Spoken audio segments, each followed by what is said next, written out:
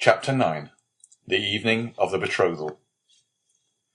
Villefort had, as we have said, hastened back to Madame de Saint-Méran's in the Place du Grand Cour, and on entering the house found that the guests whom he had left at table were taking coffee in the salon.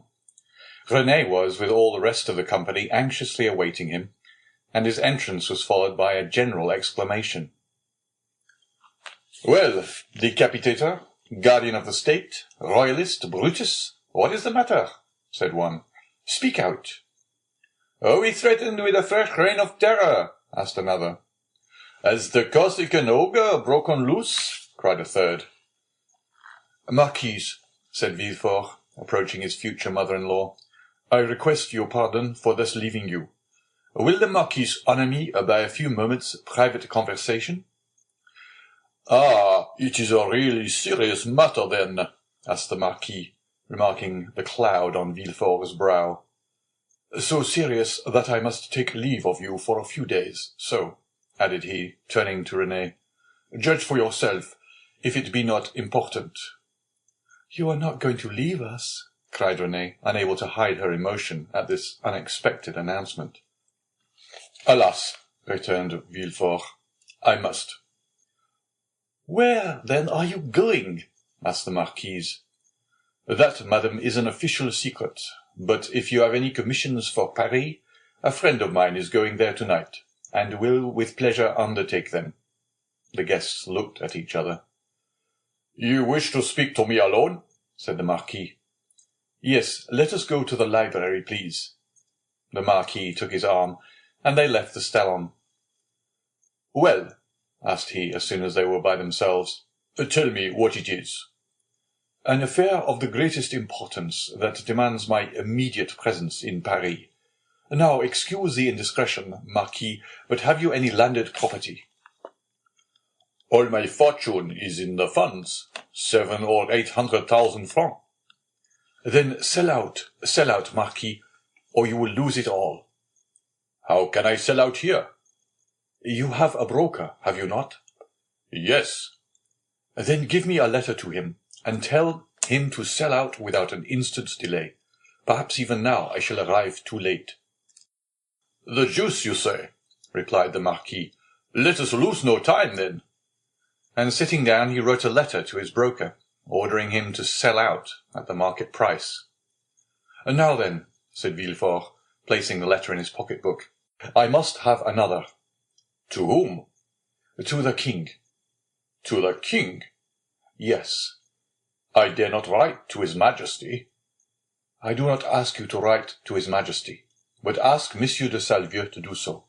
I want a letter that will enable me to reach the king's presence without all the formalities of demanding an audience.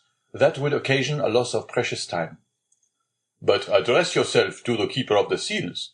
He has the right of entry at the Tuileries, and can procure your audience at any hour of the day or night."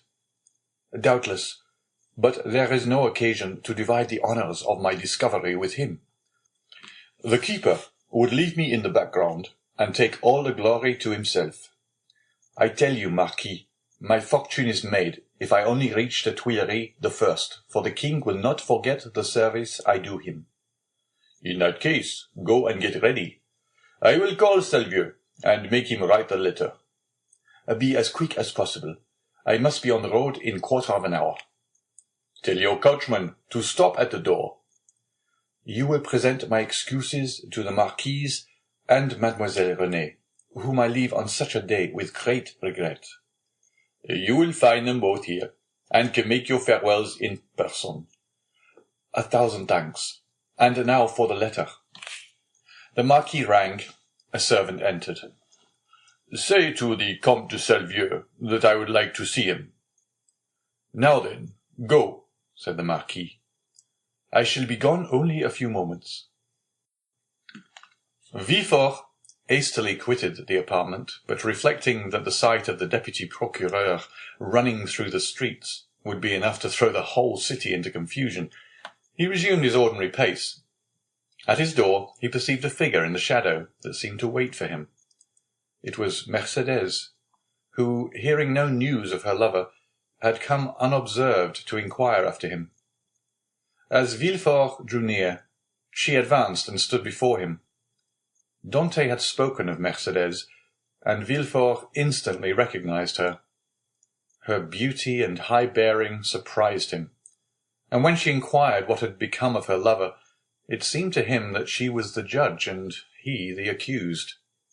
"The young man you speak of," said Villefort abruptly, "is a great criminal, and I can do nothing for him, mademoiselle." Mercédès burst into tears, and as Villefort strove to pass her, again addressed him. "But at least tell me where he is, that I may know whether he is alive or dead," said she. "I do not know. He is no longer in my hands," replied Villefort. And, desirous of putting an end to the interview, he pushed by her and closed the door, as if to exclude the pain he felt. But remorse is not thus banished. Like Virgil's wounded hero, he carried the arrow in his wound, and arrived at the salon. Villefort uttered a sigh that was almost a sob, and sank into a chair. Then the first pangs of an unending torture seized upon his heart. The man he sacrificed to his ambition, that innocent victim immolated on the altar of his father's faults, appeared to him pale and threatening, leading his affianced bride by the hand, and bringing with him remorse, not such as the ancients figured, furious and terrible, but that slow and consuming agony whose pangs are intensified from hour to hour, up to the very moment of death. Then he had a moment's hesitation. He had frequently called for capital punishment on criminals, and owing to his irresistible eloquence they had been condemned, and yet the slightest shadow of remorse had never clouded Villefort's brow, because they were guilty. At least, he believed so. But here was an innocent man whose happiness he had destroyed. In this case, he was not the judge, but the executioner. As he thus reflected, he felt the sensation we have described, and which had hitherto been unknown to him, arise in his bosom, and fill him with vague apprehensions. It is thus that a wounded man trembles instinctively at the approach of the finger to his wound until it be healed. But Villefort's was one of those that never close, or if they do, only close to reopen more agonizing than ever. If at this moment the sweet voice of Renée had sounded in his ears, pleading for mercy, or the fair Mercédès had entered and said, "In the name of God, I conjure you to restore my affianced husband," his cold and trembling hands would have signed his release. But no voice broke the stillness of the chamber, and the door was opened only by Villefort's valet, who came to tell him that the travelling carriage was in readiness. Villefort arose, or rather sprang, from his chair, hastily opened one of the drawers of his desk, emptied all the gold it contained into his pocket, stood motionless an instant, his hand pressed to his head, muttered a few inarticulate sounds, and then, perceiving that his servant had placed his cloak on his shoulders, he sprang into the carriage, ordering the postilions to drive to Monsieur de Saint-Méran's. The hapless Dante was doomed. As the Marquis had promised, Villefort found the Marquise and Renée in waiting. He started when he saw Renée, for he fancied she was again about to plead for Dante. Alas, her emotions were wholly personal. She was thinking only of Villefort's departure. She loved Villefort, and he left her at the moment he was about to become her husband. Villefort knew not when he should return, and Renée, far from pleading for Dante, hated the man whose crime separated her from her lover. Meanwhile, what of Mercédès? She had met Fernand at the corner of the Rue de la Loge.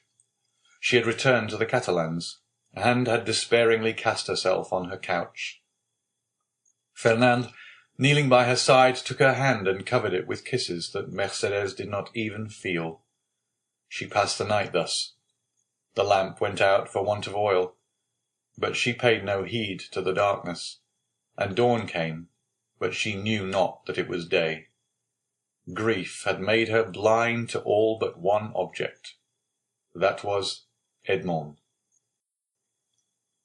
"Ah, you are there," she said at length, turning towards Fernand.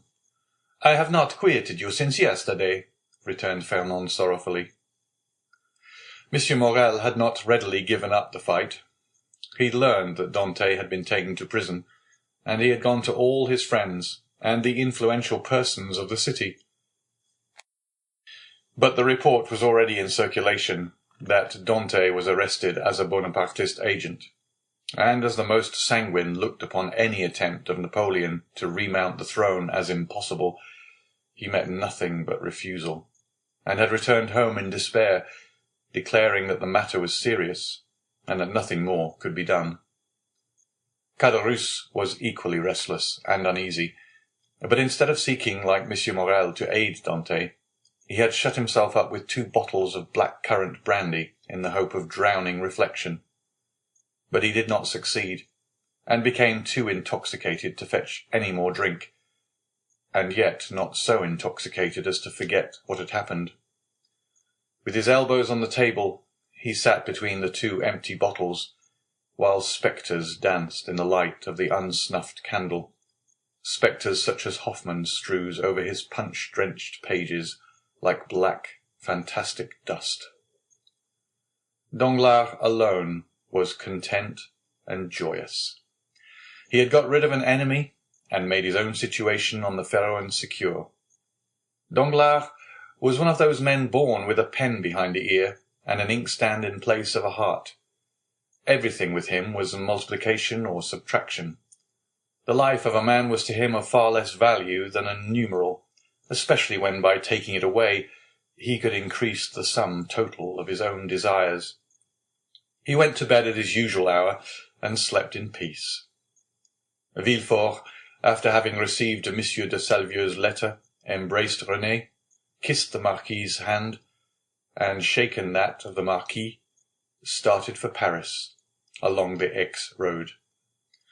Old Dante was dying with anxiety to know what had become of Edmond. But we know very well what had become of Edmond. End of chapter 9.